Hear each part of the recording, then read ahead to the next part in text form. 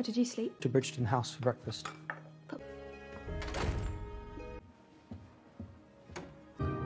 Cressida. Settle down.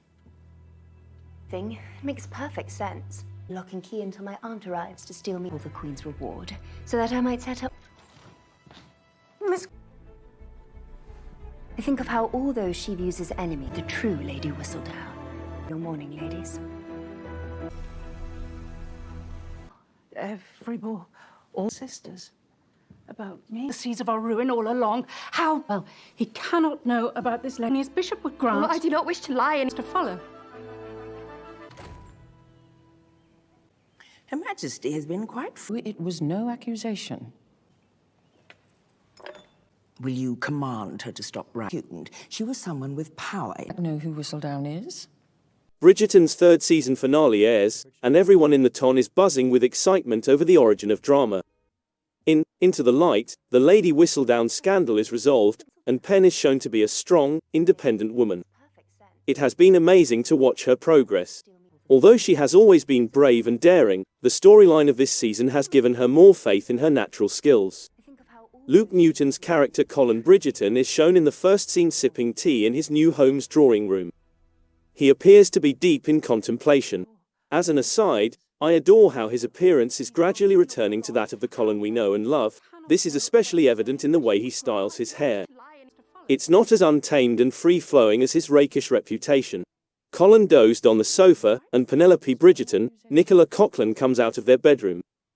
Her maid escorts her to another room, where Jessica Madsen's character, Cressida, is waiting.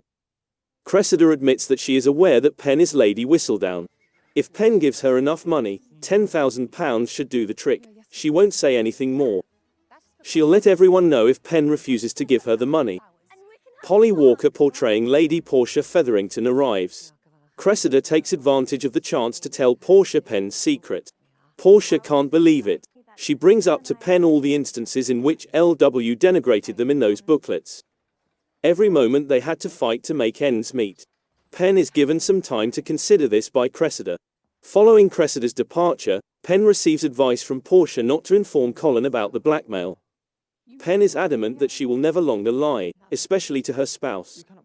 Queen Charlotte, Golda Roshuvel and Lady Agatha Danbury, Adjoa Ando are playing chess in the interim. When the Queen reveals herself as Lady Whistledown, Agatha asks what she intends to do. Put her in a prison cell. Make her cease writing. Her Majesty is aware of Agatha's affection for the Bridgerton family. She will always keep them safe. Agatha speculates that maybe LW isn't attempting to outdo the Queen in any way. She gets the impression that Whistledown is actually a vulnerable person who is grasping at something.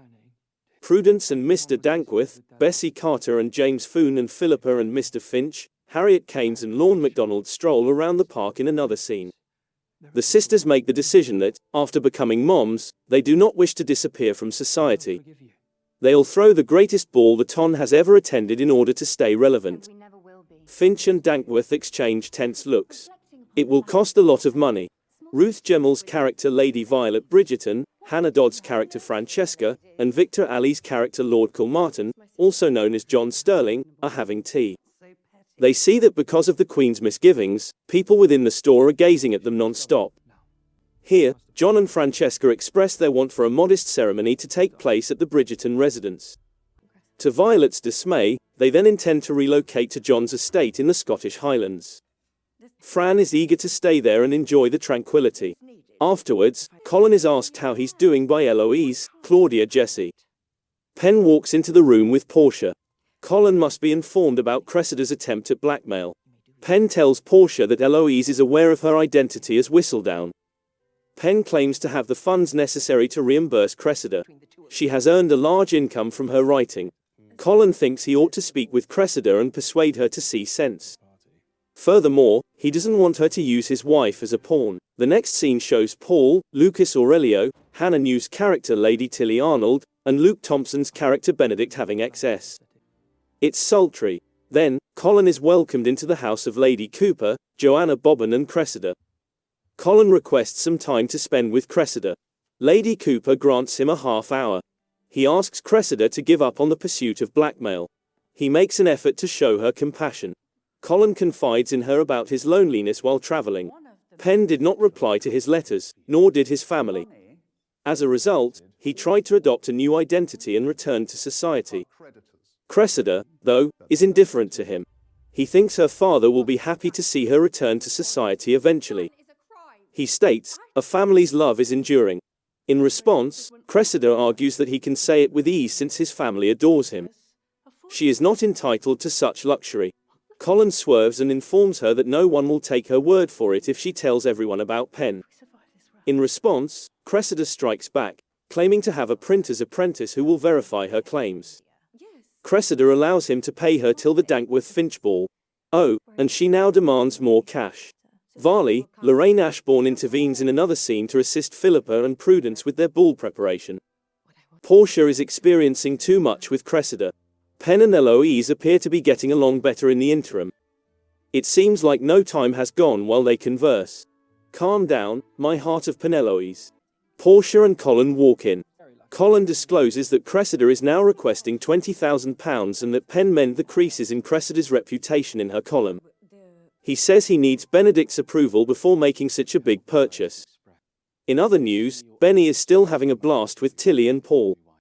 Agatha and Violet discuss Fran's relocation to Scotland at the same moment. Agatha then brings up something we read about in Queen Charlotte throughout their talk. Violet's father had an affair with young Agatha. Violet acknowledges that she already knew this and that Agatha is not the target of her animosity. Agatha feels a weight lift from her shoulders. In addition, she supports her brother's courtship of Violet. The women express their gratitude to each other. Above all, their friendship is paramount. This sight is very amazing. After their fun-filled night, Paul, Tilly, and Benny sleep in a heap. They discuss going to balls and how Paul would never be seen dead there. "You cowards, let my throuple go to a ball." Subsequently, Colin is seen standing at the bedroom doorway with Penn. When he sees her in her pajamas, he appears ready to strike. But Colin snatches a blanket to use as a makeshift bed on the couch. Walter Dundas, Edward Bennet then makes his way back to the Featherington residence. He has a suspicion that Portia has not told the truth about what happened with Jack Featherington and how she got her money. Dundas cautions that a more devout family may receive the Featherington title from the crown. Penn approaches her mother once he leaves. She finds it incomprehensible that Portia practically pilfered money from the ton. Penn thinks she and her mother should be better if they both calm down. They have the potential to be better persons. The day of Francesca and John's wedding comes later. Violet approves of her daughter's relocation to Scotland. It's a modest yet intimate ceremony. We see Will and Alice Mondrick, Martin Zimhangbe and Emma Naomi in addition to the Bridgertons. Following their vows, the delighted couple shares a passionate kiss. John toasts his gorgeous bride and his new family in a most moving way. Violet is asked whether she will dance with Daniel Francis's character, Lord Marcus Anderson, during the Dankworth Finch gala following the marriage. Observe these two adorable, wild children. God bless them. Violet and Francesca play a piano duet that impresses the tiny audience. Colin is dragged away by Penn. For everything he and his family have done for her, she is appreciative. She now knows how to assert herself and that she can have pleasure beyond her wildest dreams thanks to Colin.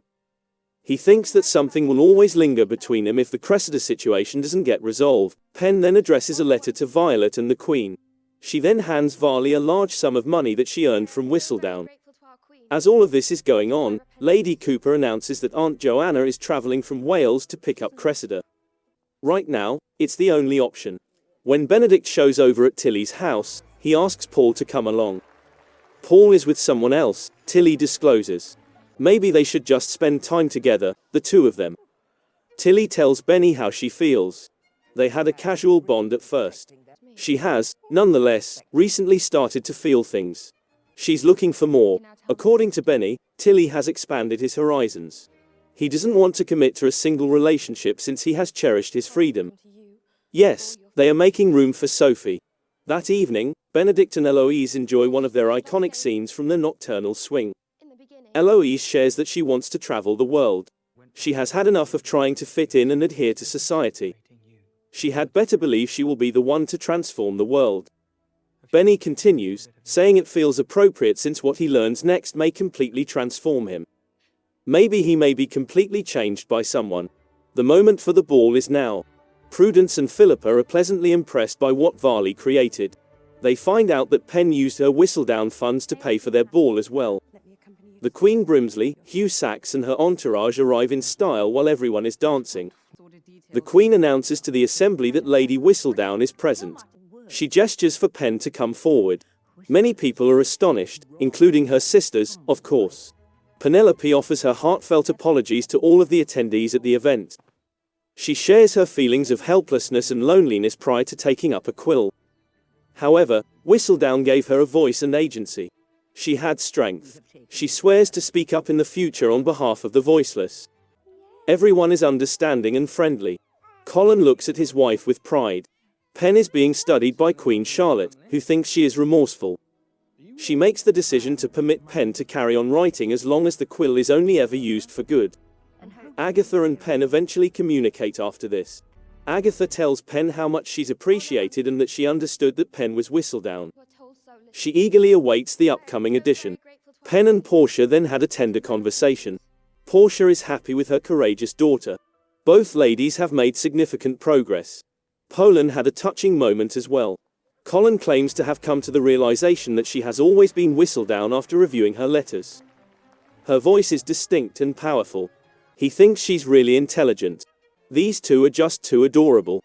They start dancing on the floor. Eloise suggests that she and Francesca and John go to Scotland in the interim. She promises to give Fran her space. Eloise wants to see more of the world and get a break from London. Fran obliges, and John expresses his excitement.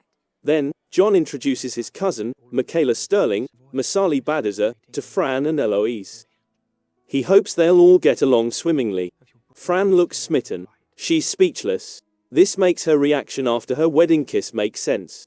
Later, we see Polan having sex as Julie Andrews' character Lady Whistledown narrates the last episode. Cressida and her aunt Joanna, Anna Rudden, leave London for Wales. Elle bids Fran and John farewell, and Benedict and Eloise say goodbye. Elle talks about Violet's masquerade party, which she says she wouldn't miss anything. Oh, Season 4 will feature Benefit. The Bridgerton family observes Eloise, John, and Fran leave for Scotland. The Featherington sisters are shown playing with their individual kids in a charming epilogue. Penn gets a male, therefore her son will inherit the Featherington estate. Philippa and Prudence have daughters. When Colin's novel, Travelling with Myself, is eventually published, Gregory, Wall Tilston devours it. The grandmothers drool over their offspring. Everything in the world is fine. Colin and Penn plant a tender kiss. The narration of Whistledown finishes with the phrase, goodbye. Rather than Lady Whistledown's signature, Penelope Bridgerton signs the leaflet. An era is coming to an end.